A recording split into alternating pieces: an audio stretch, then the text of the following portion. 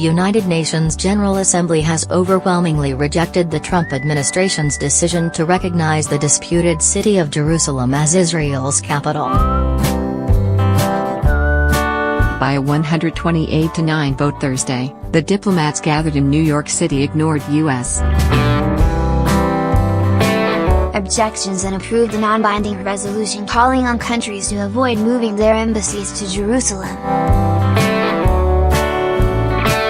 Among the countries that voted in favor of the resolution are many traditional U.S. allies, including the United Kingdom and France. Israel, which celebrated Trump's decision earlier this month, joined the U.S. in voting against the measure. 35 countries abstained, including U.S. allies Canada and Australia. Earlier in the day, before the Assembly voted on the largely symbolic declaration, U.S. Ambassador to the UN Nikki Haley expressed her resistance in no uncertain terms. The United States will remember this day in which it was singled out for attack in the General Assembly for the very act of exercising our right as a sovereign nation, Haley said Thursday.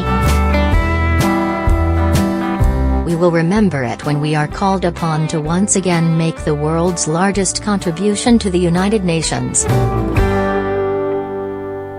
And we will remember it when so many countries come calling on us, as they so often do, to pay even more and to use our influence for their benefit. President Trump announced earlier this month his administration's decision to recognize Jerusalem as the Israeli capital and begin the process of moving the U.S. embassy to the disputed city. The move bucked decades of U.S.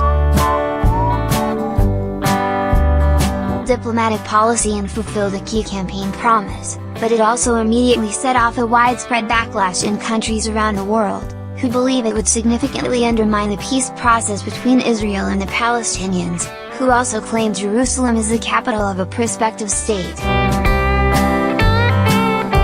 As Israel lauded the move, the country's Arab neighbors condemned it as a violation of an international resolution that forbids attempts to alter the character and status of the city before the peace process has concluded. And beyond the Middle East, countries across the West quickly reiterated that their own embassies would not move from their present locations in Tel Aviv. Meanwhile, in the Palestinian territories, protests escalated into clashes between demonstrators and Israeli authorities. And rocket fire from the Gaza Strip was answered with Israeli airstrikes. The UN. Security Council sought earlier this week to vote on a measure that would have demanded that states refrain from placing their diplomatic missions in Jerusalem. Without naming the U.S. or Trump, the resolution nevertheless would have proclaimed Trump's decision null and void. Every country on the council, including U.S.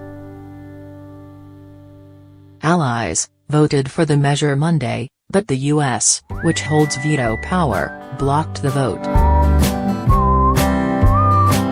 As NPR's Daniel Estrin notes, the Palestinian delegation would not let the matter rest there.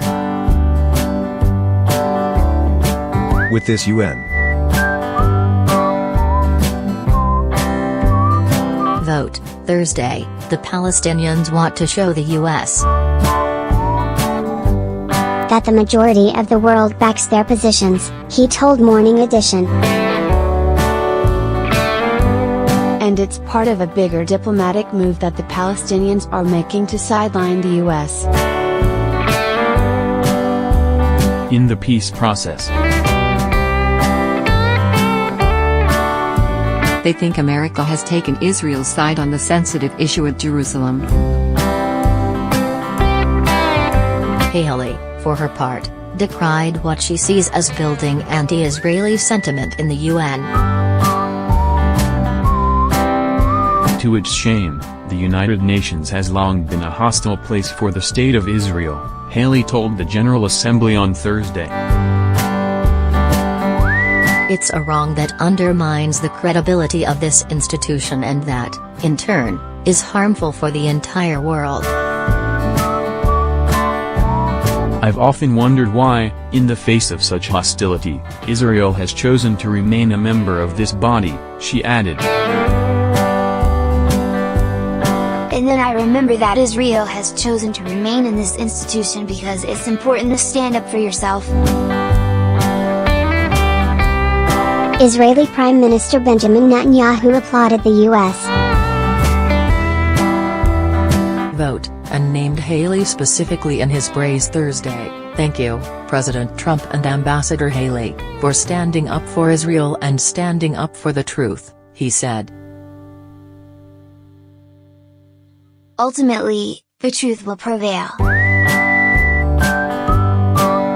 Yet the members of the assembly overwhelmingly lined up against the two countries, and several explicitly rejected the pressure Haley and Trump had been seeking to exert on them, including Haley's threat that she'll take note of those countries who vote against us.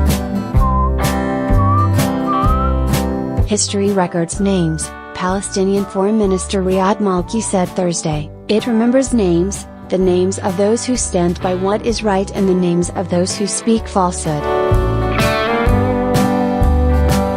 Today we are seekers of rights and peace.